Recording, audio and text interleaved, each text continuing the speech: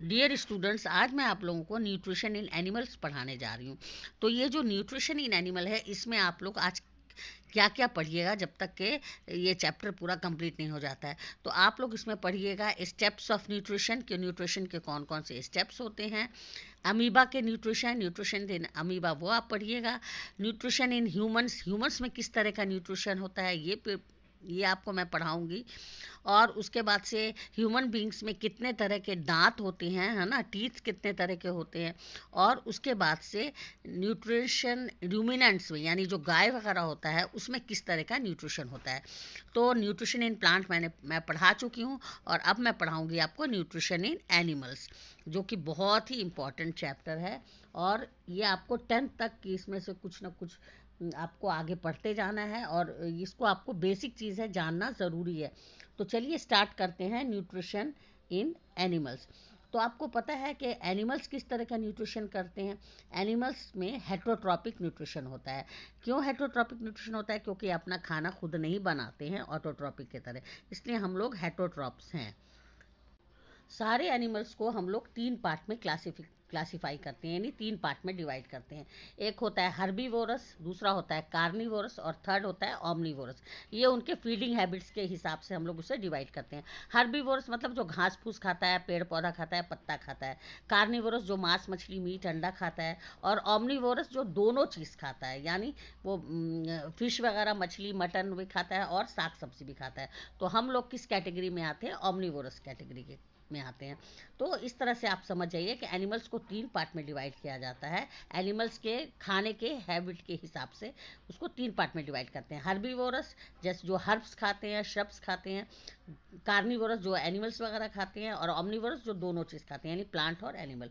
तो और कुछ ऐसे एनिमल्स होते हैं जो डेड एनिमल्स और प्लांट्स को खाते हैं, जिसे हम लोग नेशनल स्कैवेंजर भी कहते हैं। ये बहुत ही इंपॉर्टेंट होते हैं, और ये जो एटमॉस्फेयर है उसको भी नीट एंड क्लीन करते हैं, क्योंकि जितने भी डेड एनिमल्स हैं, प्लांट्स हैं, इधर उधर गिरे, उनको डिकम्पोजर हुए या स्कैवेंजर्स हुए, वो उन डेड एनिमल्स और प्लांट्स को खा जाते हैं।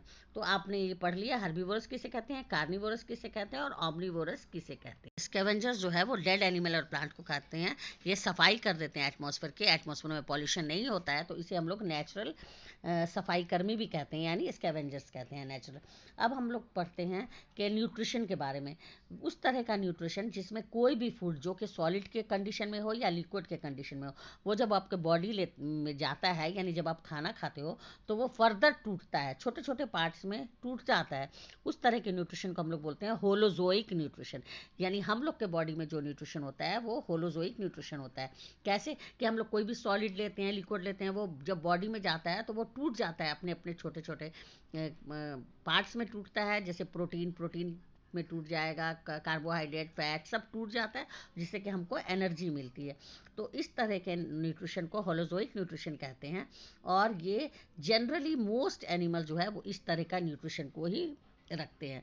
जैसे जनरली इस बहुत सारे एनिमल्स में इसी तरह का न्यूट्रिशन होता है कि वो कोई भी चीज़ इनटेक करते हैं, जैसे सॉलिड के रूप में या लिक्विड के रूप में, और वो आगे जा कर के बॉडी के अंदर जब वो जाता है तो फर्दर वो टूटता जाता है।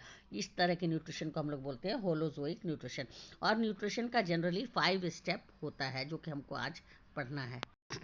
सबसे पहला स्टेप होता है इंजेक्शन। इंजेक्शन का मतलब होता है जैसे हम लोगों ने फूड को मुंह में डाला, तो वो क्या हुआ? इंजेस्ट किया। तो उस तरह से बहुत सारे एनिमल्स होते हैं, सबका अलग अलग मेथड होता है मुंह में खाना रखना।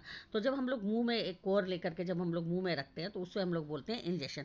उसके बाद से क्या होता है? इंजेक्शन के बाद डाइजेशन होता है। डाइजेशन में क्या होता है कि सब कम्प्लेक्स फूड जो है वो छोटे छोटे सिंपलर सब्सटेंस में टूट जाता है बॉडी के अंदर जा करके, है ना, स्मॉल इंटेस्टाइन लार्ज इंटेस्टाइन वगैरह से जाकर टूटता जाता है, टूटता जाता है। तो जिस प्रोसेस को हम लोग बोलते हैं डाइजेशन। तो याद रखिए, पहले इंजेक्शन फिर डाइजेशन। जब डाइजेशन हो जाता है तो वो टूट जाता है, उसके बाद से बहुत सारे मटेरियल्स अलग अलग होते हैं, वो सब क्या करता है? बॉडी उसको एब्जॉर्व कर लेता है। तो थर्ड मेथड हुआ एब्जॉर्बेशन। एब्सॉर्प्शन। एब्सॉर्प्शन क्या होता है?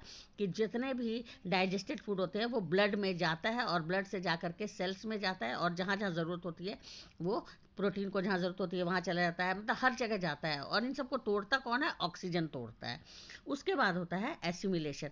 एब्जॉर्ब फूड जो होता है वो क्या करता है, सब सेल वगैरह ने एब्जॉर्ब कर लिया फूड को, उसके बाद से उससे एनर्जी निकलती है, और उसी एनर्जी से क्या होता है, हम अपना दिन भर का कार्य करते हैं। यानी एनर्जी इज़ दी, एनर्जी जो है वही पूरे उसी की वजह से हम लोग सारा बॉडी में हम लोग सारा वर्क करते हैं। समझ में आ गया ना? भी अगर एनर्जी नहीं रहेगी तो हम कुछ भी काम नहीं कर सकेंगे। एनर्जी कहाँ से मिलती है? खाना से। खाना का क्या प्रोसेस होता है? बहुत सारा प्रोसेस होता है न्यूट्रिशन का, जैसे इंजेशन, फिर डाइजेशन, फिर एब्जॉर्प्शन। जब एसिमिलेशन में आता है तो वो एनर्जी रिलीज करता है, और उसी एनर्जी से हम लोग काम करते हैं। इसीलिए बोला जाता है energy is the capacity to do work. उसके बाद से क्या होता है, जितना बेकार पदार्थ होता है जो बॉडी में हानिकारक है वो सब बाहर निकल जाता है, तो उसको हम लोग बोलते हैं इजेशन। क्या बोलते हैं? तो आप लोग समझ गए कि न्यूट्रिशन को हम लोग 5 पार्ट में डिवाइड करते हैं। सबसे पहला हुआ इंजेशन, फिर डाइजेशन, फिर एब्सॉर्प्शन, फिर एसिमिलेशन और इजेशन। इंजेशन में हम लोग मुंह में खाना लेते हैं। डाइजेशन में क्या होता है कि वो सारा चीज़ छोटे छोटे सिंपलर सब्सटेंस में टूट जाता है। कम्प्लेक्स चीज़ जो है, जो भी हम बॉडी में लेते हैं वो सब टूट जाता है। डाइजेशन हो गया। डाइजेशन के बाद क्या होता है, सारा डाइजेस्टेड फूड जो है वो ब्लड में जाता है, ब्लड से सेल उसको लेता है, जिसे हम लोग एब्जॉर्प्शन बोलते हैं। फिर पांचवा एसिमिलेशन, जब सब कुछ एब्जॉर्ब हो जाता है तो वो हमारा एनर्जी जनरेट करता है, उसी एनर्जी से हम अपना लाइफ प्रोसेस करते हैं, सारा वर्क करते हैं, जो कि एसिमिलेशन में होता है। और लास्ट में जब अनडाइजेस्टेड फूड वेस्ट मटेरियल जो है वो एनएस के थ्रू बाहर आ जाता है, जो कि अगर बॉडी में रहेगा तो बॉडी को सिर्फ नुकसानदेह होगा, पेट में दर्द होगा, बहुत सारी बीमारियां होंगी। इसलिए वो सारा वेस्ट प्रोडक्ट्स जो है वो सब बाहर निकल जाता है शरीर से, और उस प्रोसेस को हम लोग बोलते हैं इजेशन। तो आप लोगों ने आज क्या क्या पढ़ा? पहले आप लोगों ने न्यूट्रिशन इन एनिमल्स में पढ़ा कि फूड हैबिट्स के हिसाब से हम लोग एनिमल्स को 3 कैटेगरी में डिवाइड करते हैं, हर्बीवोरस, कार्निवोरस, ऑमनीवोरस। और स्कैवेंजर जो है वो डेड एनिमल और प्लांट खाता है। फिर हम लोग होलोजिक न्यूट्रिशन, जो कि कम्प्लेक्स फूड बॉडी में जाता है। फिर 5 स्टेप होते हैं न्यूट्रिशन के। तो आज के लिए बस इतना ही। अगर ये क्लास अच्छा लगा तो प्लीज़ लाइक, शेयर और सब्सक्राइब ज़रूर कीजिए। कल पढ़ाएंगे न्यूट्रिशन इन अमीबा।